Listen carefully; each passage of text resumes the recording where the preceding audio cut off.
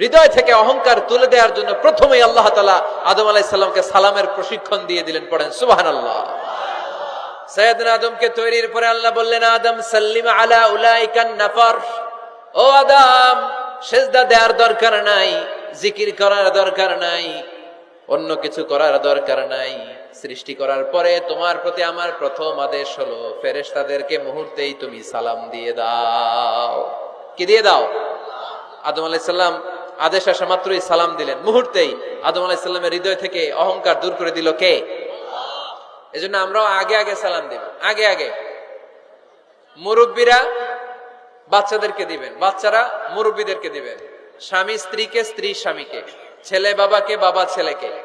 অনেক মুরব্বীরা বসে থাকে, আমি মুরব্বী, আমি দিমু কেন, ও আমারে দিব, বেয়াদব। আছে না নাই? না, এগুলো বললেন না। বেয়াদব না বলে একটা কাজ করবেন, বেয়াদব না বলে আপনি সালাম দিয়ে দিবেন। বেয়াদব না বলে কি বলবেন? সালাম দিয়ে দিবেন। দেখবেন বারবার যখন সালাম দিবেন, বাচ্চাটা বা ছেলেটা লজ্জায় পরে কিছুদিন পরে ওই বাচ্চাই আপনার আগে সালাম দেওয়া শুরু করবে। ঠিক কিনা? আমরা বদলা নিব না, আমরা বদলে দিব। মুসলমানরা কি বদলা নেয়? কি করে? বদলে দেয়। আমরা বদলা নেই না, আমরা বদলে দেই। ঠিক কিনা? আমাদের আচরণে, আমাদের বিনয় দিয়ে, আমাদের ভালোবাসা দিয়ে আমরা বদলে দিব। আমাদের ভালোবাসার কাছে হেরে যাবে গোটা পৃথিবী, জিতে যাবে আমাদের ভালোবাসা। চিল্লায় বলেন ঠিক কিনা? আগে সালাম দেন, আগে আগে সালাম দিবেন। জান্নাতীরা যখন জান্নাতে ঢুকবে, ফেরেশতারা প্রত্যেক গেটে খালি বলবে সালাম সালাম সালাম, আল্লাহু আকবার। জান্নাতীরা যখন জান্নাতে ঢুকবে, ফেরেশতারা বলবে সালামুন আলাইকুম তিবতুম ফাদখুলুহা খালিদিন। ও জান্নাতীরা, জান্নাতে প্রবেশ করেন, আল্লাহর পক্ষ থেকে আপনাদের জন্য রইল সালাম।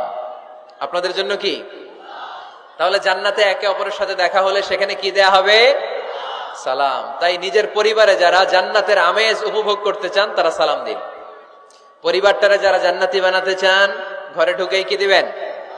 সালাম দিন আর সালামাতে থাকুন। প্রথম ফর্মুলা বুঝতে পারছেন? ঘরে শান্তি আনার প্রথম ফর্মুলা কি? আওয়াজ করে বলতে হবে, সেটা কি? সালাম। 2 নম্বর ফর্মুলা, ঘরে যারা সুখ শান্তি রাখতে চান, ঘরের মধ্যে কোনো ছবি টাঙিয়ে রাখা যাবে না। যাবে? মূর্তি রাখা যাবে না। যাবে? মুসনাদে আহমদ ইবনে হাম্বলের হাদিস, আল্লাহ রাসূল সাল্লাল্লাহু আলাইহি ওয়াসাল্লাম বলেন, লা ইন্নাল মালাইকাতা লা তাদখুলু বাইতান ফীহি তামাসিল ওয়া সূরা।